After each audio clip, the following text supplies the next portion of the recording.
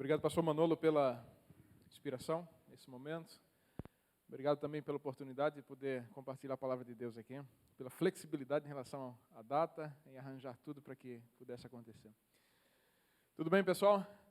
Eu estou feliz de trazer para vocês o abraço da nossa congregação lá em Seattle. E é engraçado que cada vez que eu venho aqui, eu venho de um lugar diferente.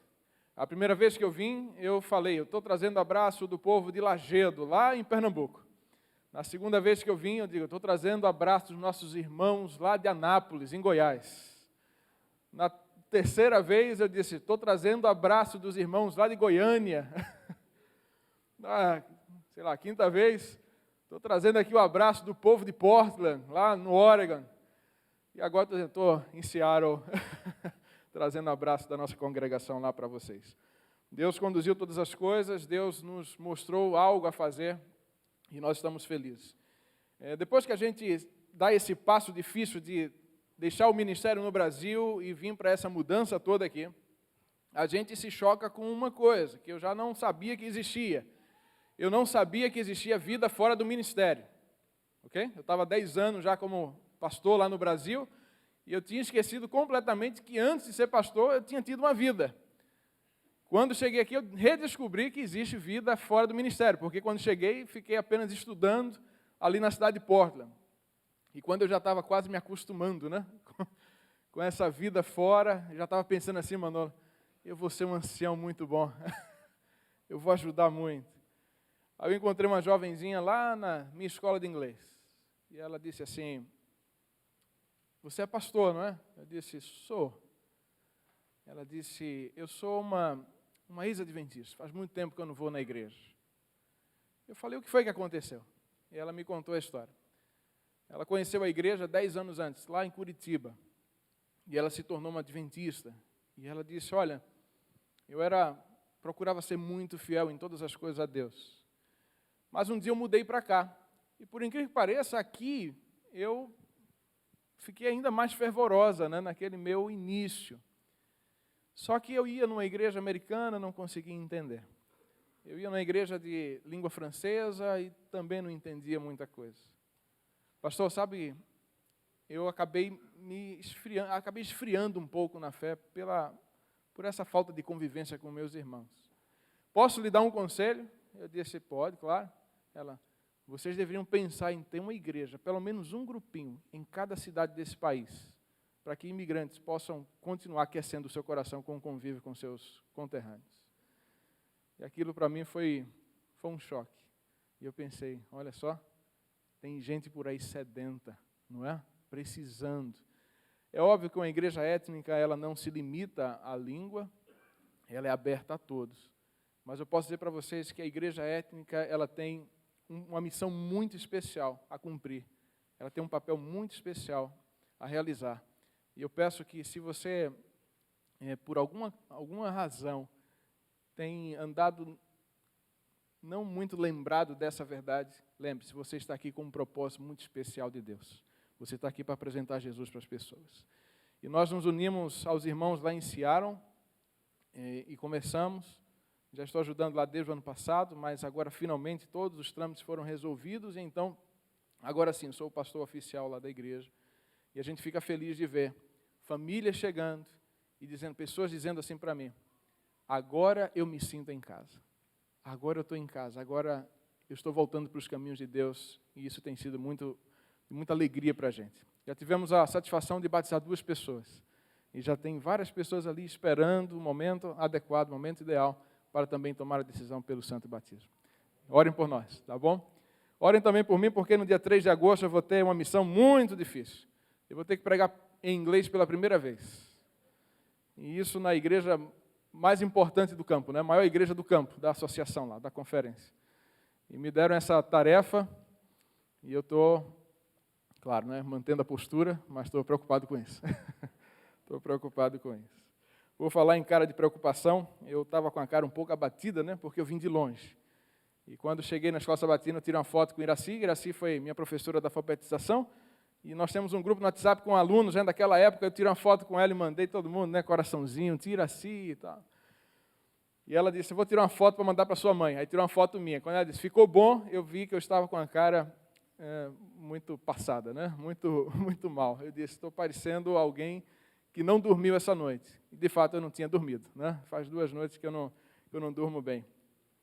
E eu tinha que estar aqui de todo jeito. Mas eu estava preocupado. Eu tive uma semana muito atribulada, muito forte. Eu tive que correr muito. Eu chegava todo dia em casa esgotado. E no dia que eu iria viajar, na madrugada que eu iria viajar, meu voo era às 6, o aeroporto lá está em obras, então é aconselhável que a gente chegue 2 horas antes do voo. E eu estava preocupado porque eu fui para a cama 12h30, já da madrugada. E eu tinha que levantar às 3. E eu estava preocupado de não ouvir o alarme tocando. E eu perder o voo, perder o tempo. Mas aí eu acordei 2h51 da manhã. Eu acordei com a cama tremendo. E eu fiquei assim um pouco atordoado, sem entender exatamente, escutando um zzz, e a cama tremendo. E daqui a pouco eu escutei o grito de Davi, mamãe, mamãe. Aí eu acordei e descobri que eu estava passando ali por um terremoto, né? Então, o chão tremeu, eu levantei e vim para cá. Chegando no avião, o piloto disse, nós vamos ter que voltar com toda a serenidade. Ele disse assim, nós vamos ter que voltar, já estávamos prontos para decolar, teremos que voltar para o portão, porque nós estamos sentindo um forte cheiro de queimado.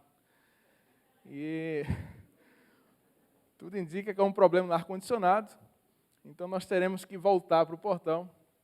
Não se preocupem, está tudo sob controle. Como não se preocupar, né? No ar-condicionado, se faltar ar lá em cima, como é que a gente faz? E voltamos, ficamos ali 1 hora e eu fiquei pensando, né? Rapaz, escapei do terremoto, estou com medo agora do avião. Mas graças a Deus, nós chegamos aqui. Cheguei aqui cumprindo a previsão da minha esposa que eu ia esquecer alguma coisa. Esqueci a gravata e vi com um sapato errado. Ok. Vamos à palavra de Deus. Vamos a Hebreus capítulo 11. Nós temos o privilégio de ter a palavra de Deus em nossas mãos e daqui nós extrairmos as lições que nós precisamos, todo o conhecimento que nós precisamos para termos uma vida feliz, uma vida útil, uma vida de amor, uma vida em conformidade com a vontade de Deus. Essa é a carta maravilhosa que nós temos para dela extrairmos os nossos princípios de vida. Como nós estamos aqui para fazer a apresentação do Neita, eu escolhi justamente falar sobre o papel que nós temos como educadores dos nossos filhos. E eu quero extrair daqui do capítulo 11 de Hebreus. Em Hebreus nós temos uma lista de heróis da fé. Lembram deles?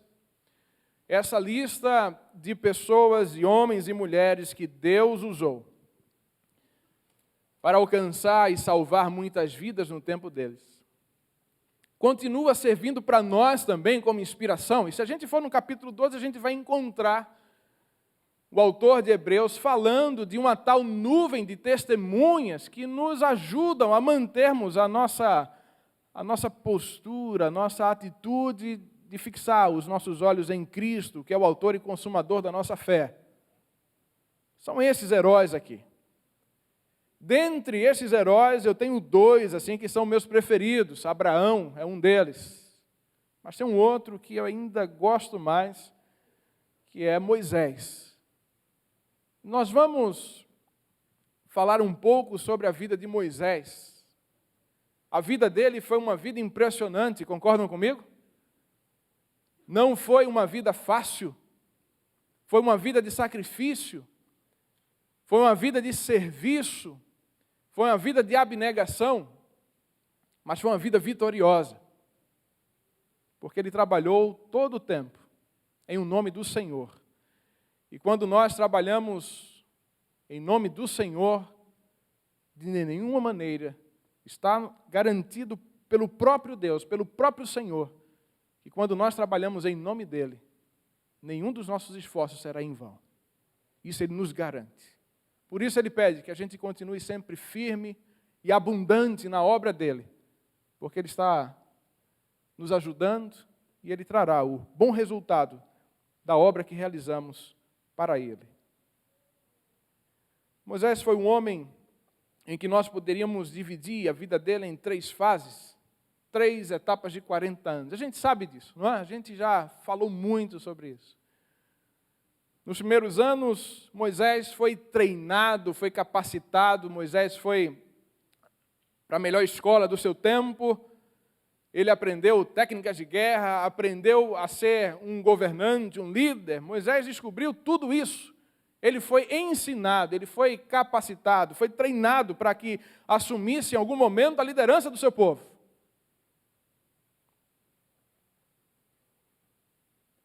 E dizem alguns que Moisés usou esses 40 anos, ele descobriu que ele podia fazer muita coisa. Os outros 40 anos foram bem diferentes. Não foi na pompa do palácio, mas ele viveu ali 40 anos no deserto, pastoreando ovelhas. Parecia algo tão simples, tão sem um significado maior, mais profundo. 40 anos cuidando de ovelhas lá no deserto, isolado, descobrindo que ele não podia fazer muita coisa. E depois, mais 40 anos, também no deserto, mas agora não mais sozinho, acompanhado de uma multidão. E como diz o ditado lá no Brasil, a gente diz assim, né? Antes só do que mal acompanhado. E Moisés tinha companhias que eram difíceis de estar por perto.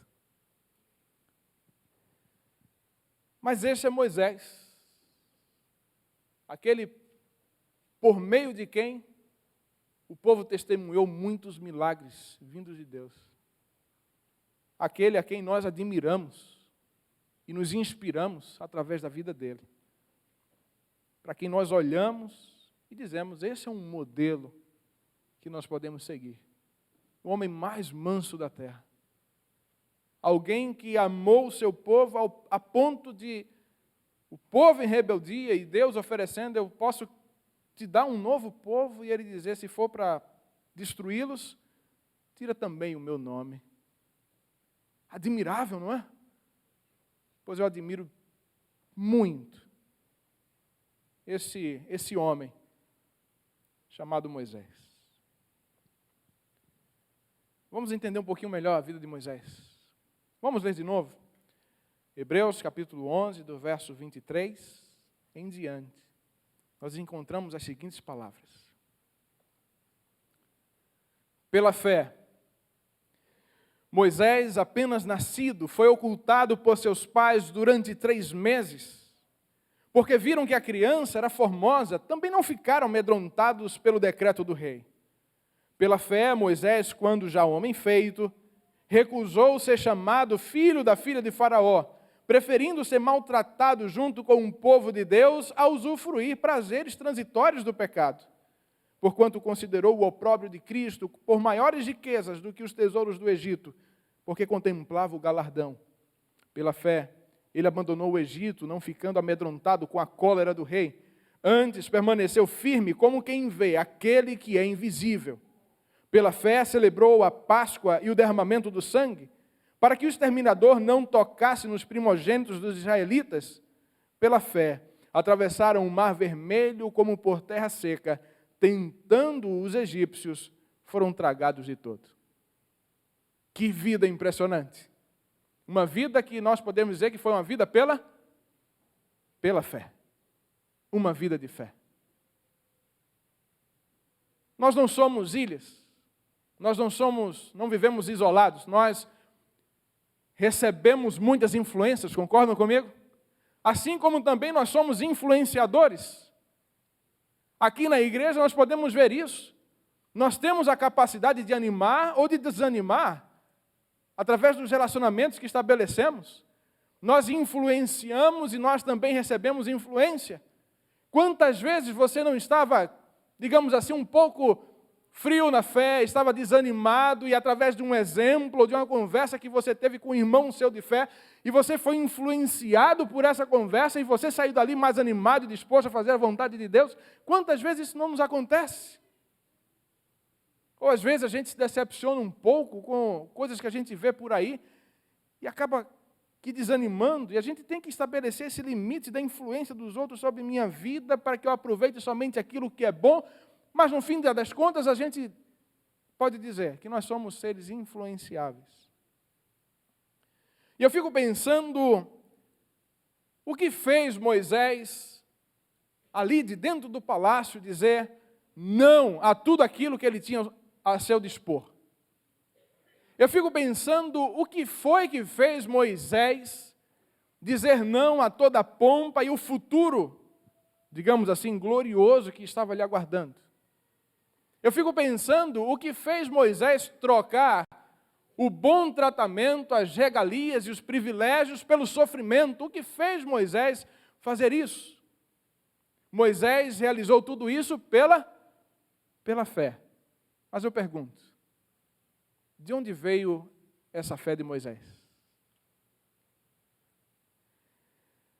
No primeiro verso que lemos, nós encontramos o primeiro relato de uma ação de fé dessa sessão. E talvez, pelo arranjo das palavras aqui, a gente não preste atenção num detalhe. Pela fé, Moisés foi o quê? Escondido, apenas nascido. Foi ocultado. Quando nós lemos e percebemos aqui, olhamos detalhadamente para o verso, a gente vê que é na voz passiva. Ele foi ocultado, alguém o ocultou. Não foi Moisés que pela fé se escondeu, não. Ele foi escondido por alguém. Quem escondeu Moisés? Seus pais. Então, essa fé aqui não é a fé de Moisés, é a fé de quem? É a fé dos pais de Moisés. E eles estavam escondendo o filho, algo estranho, não é? Mas por quê? A gente lembra.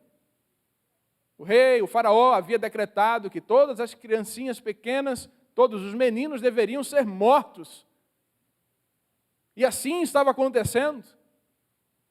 Mas quando Moisés nasceu, aqui diz que os pais olharam para aquela criança e viram que ela era formosa. Outras versões dizem, viram que não era uma criança comum. Eu pergunto, que criança aos olhos dos pais é comum? Eles viram que a criança era especial. Eles estavam aguardando um salvador, um libertador, para tirar o povo daquela escravidão tão sofrida. E os pais de Moisés perceberam que deu-se um plano especial para aquele menino. Deu-se um plano especial para Moisés. E por essa razão, os pais de Moisés decidiram se expor ao risco. Decidiram enfrentar a ordem do rei, do faraó. Se eles fossem pegos escondendo a criança, o que provavelmente aconteceria com aquele casal? O que provavelmente aconteceria? O que é que vocês acham? Seriam mortos. Mas aqui diz que pela fé, eles não tiveram o quê? Medo do decreto do rei. Eles tinham fé em um Deus que muitos ao redor deles já haviam esquecido. Eles tinham fé em um Deus que para muitos os havia abandonado. Mas eles continuavam confiando nesse Deus.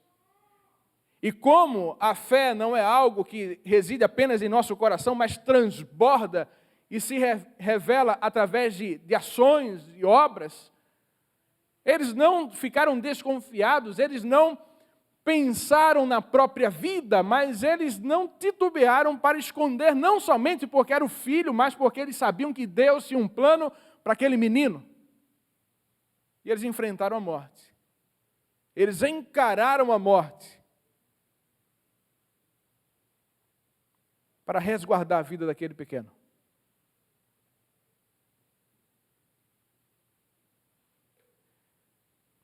Aqui diz que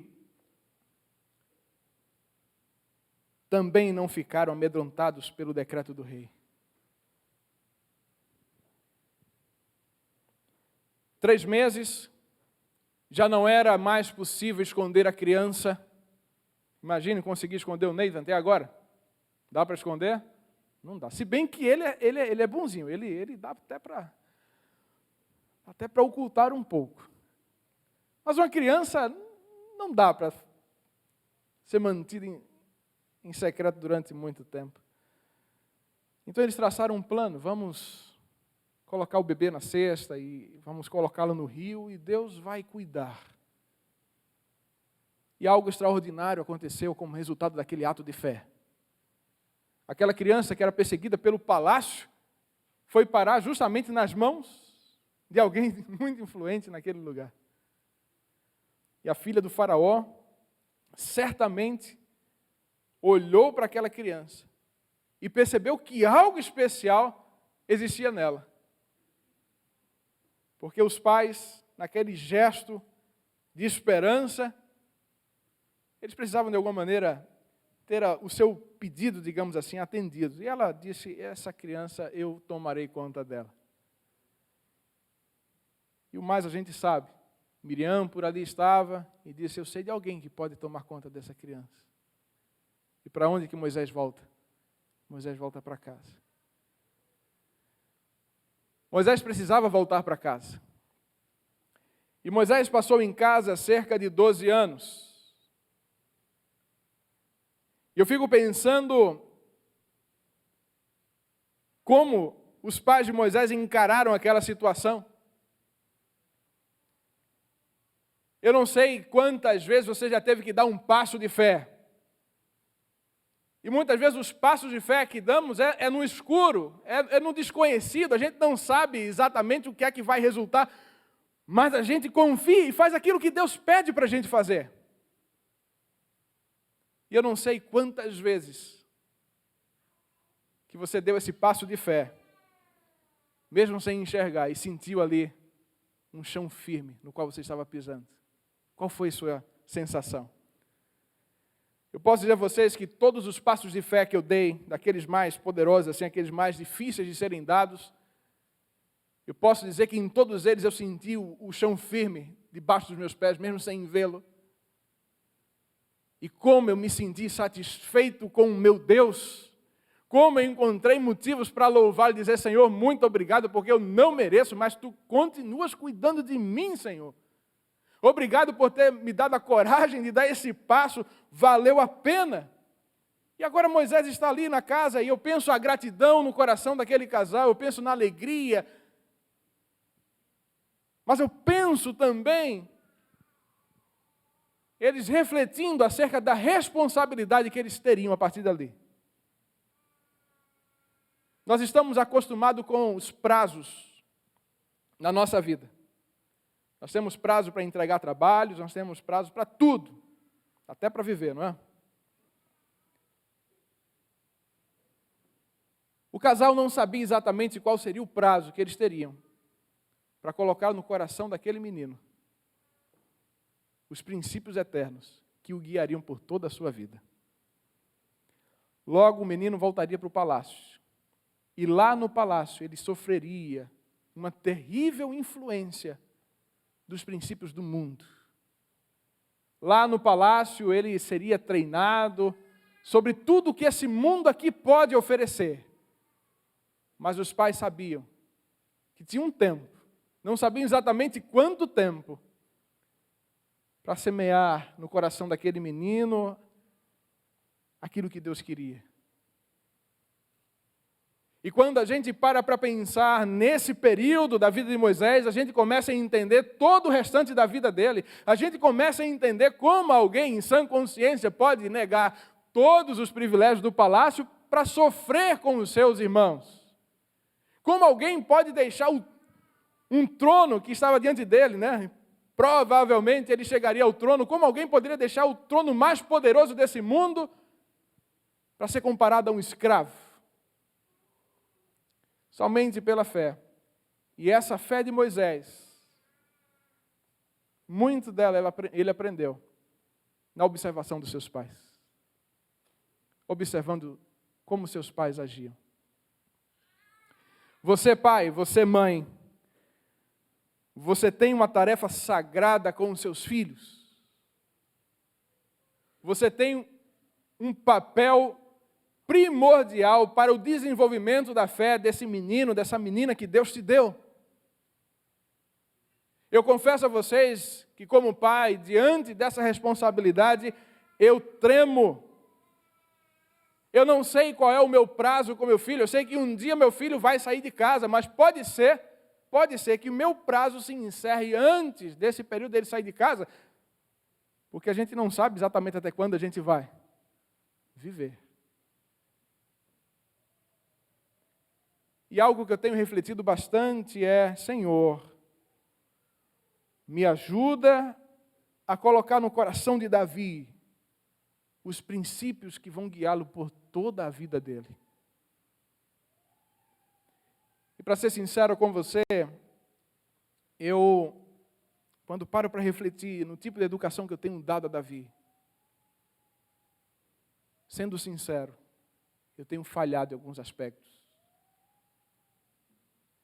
No princípio, o reconhecimento dessas faltas, dessas falhas que eu tenho cometido. Isso me desanimava. Porque eu tinha que enfrentar a mim mesmo, as minhas falhas de caráter. Eu tinha que enfrentar a minha cultura de vida para poder oferecer algo melhor para o meu filho.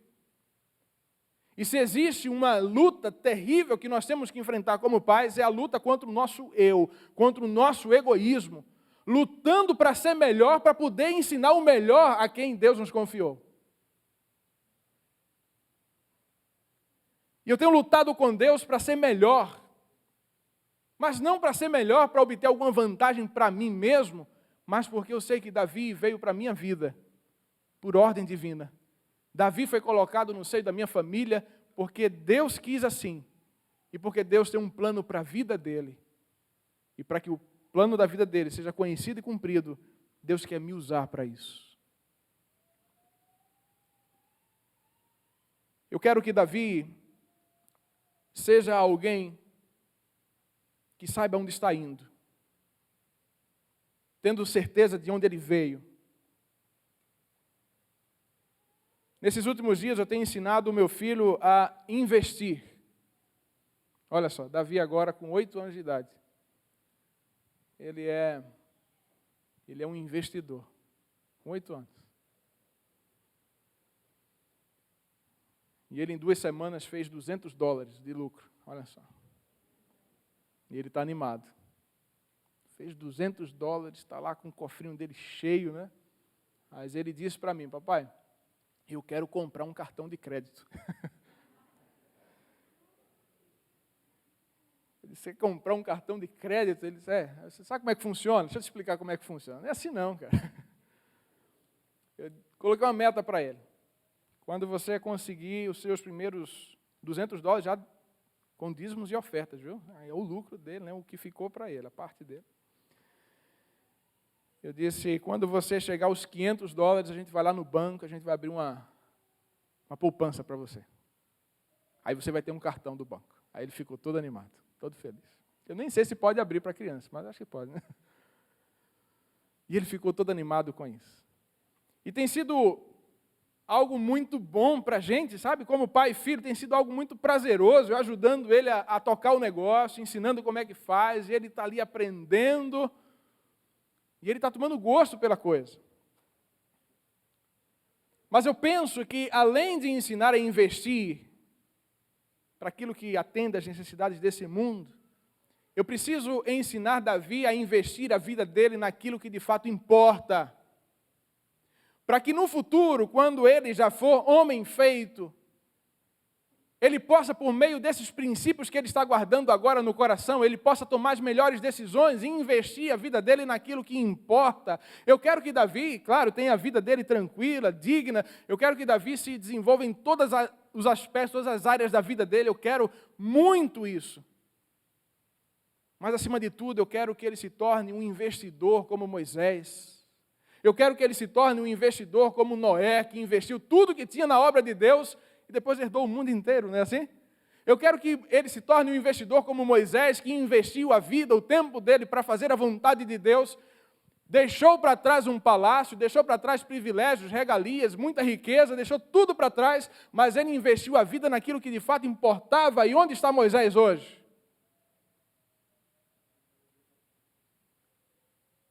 No lugar que Moisés está hoje, eu quero que Davi esteja no futuro.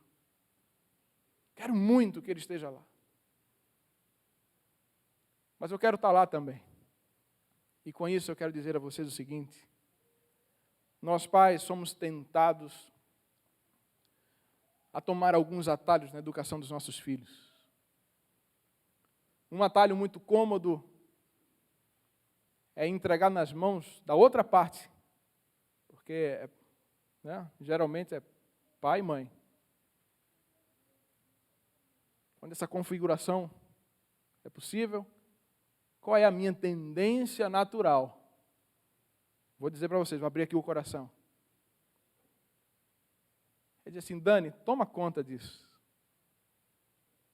Não é fácil? Para mim é muito fácil dizer: Dani, toma conta para isso, dessa parte da vida de Davi.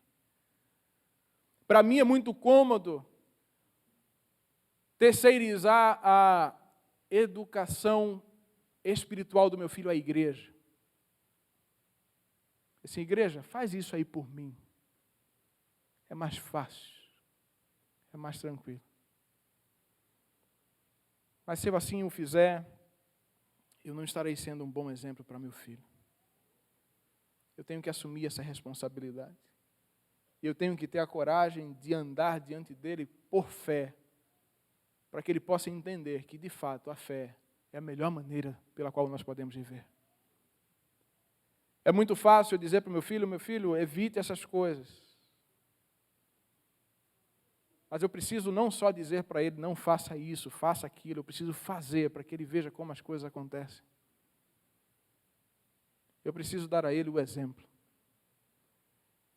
E o exemplo daqueles pais, dos pais de Moisés, foi tão poderoso, foi tão significativo, que Moisés, quando já era homem feito, se recusou a ser chamado filho da filha de Faraó.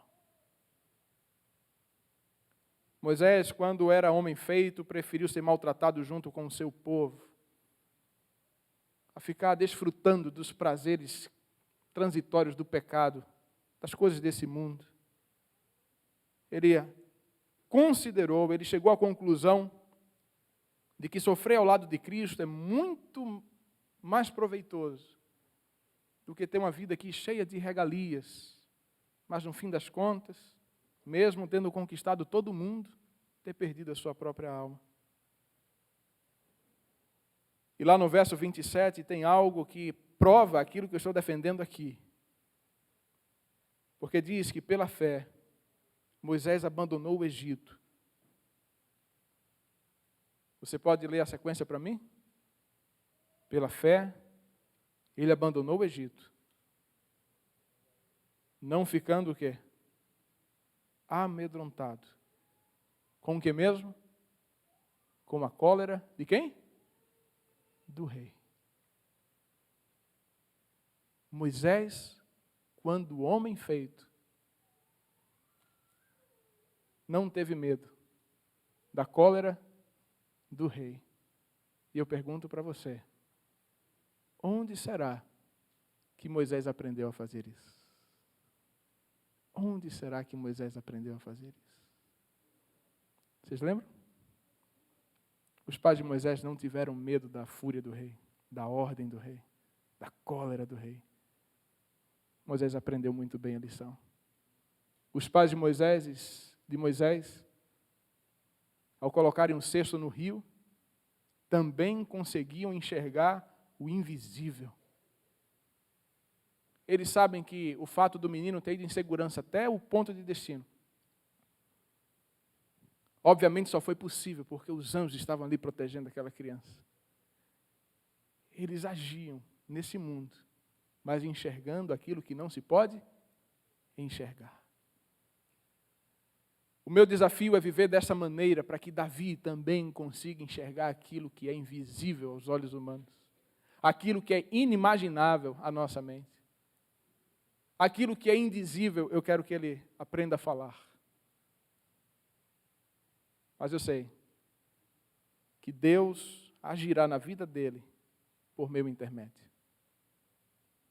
É óbvio que do meio da lama, nós temos ouvido histórias de pessoas que tiveram uma família completamente desestruturada, pessoas que muitas vezes não se importavam com a palavra de Deus. E mesmo assim esses filhos se transformaram em servos de Deus. A gente sabe que existem histórias assim.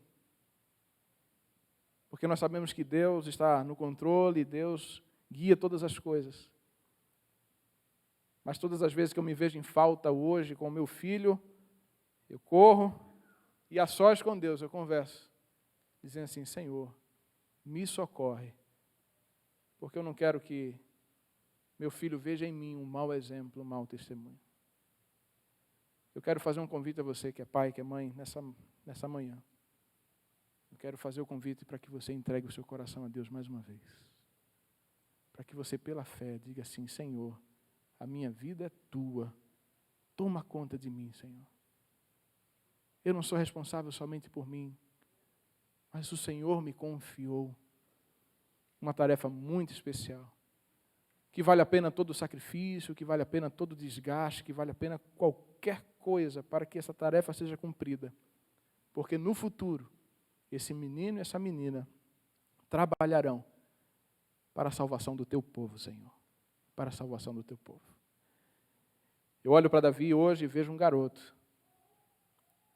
Eu já fico tentando imaginar de que maneira Davi será útil para a salvação de pessoas, para o resgate de pessoas, das trevas para a maravilhosa luz que está em nosso Deus, que é o nosso Deus.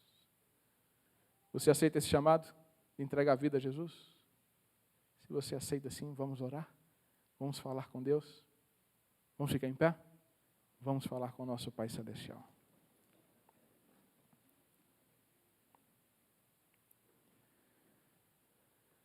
Pai querido, nós somos falhos e imperfeitos.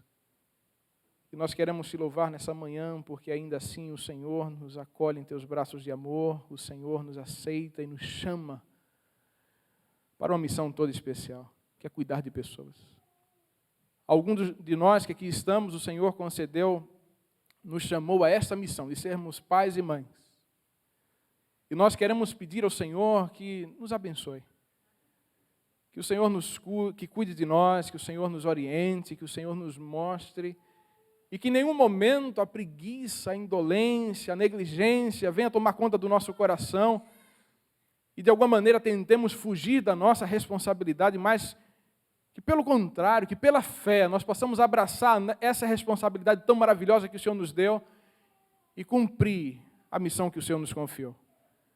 Nós queremos cumprir essa missão sabendo que nós não podemos fazer nada. Nós queremos cumprir essa missão colocando o nosso coração inteiramente em tuas mãos.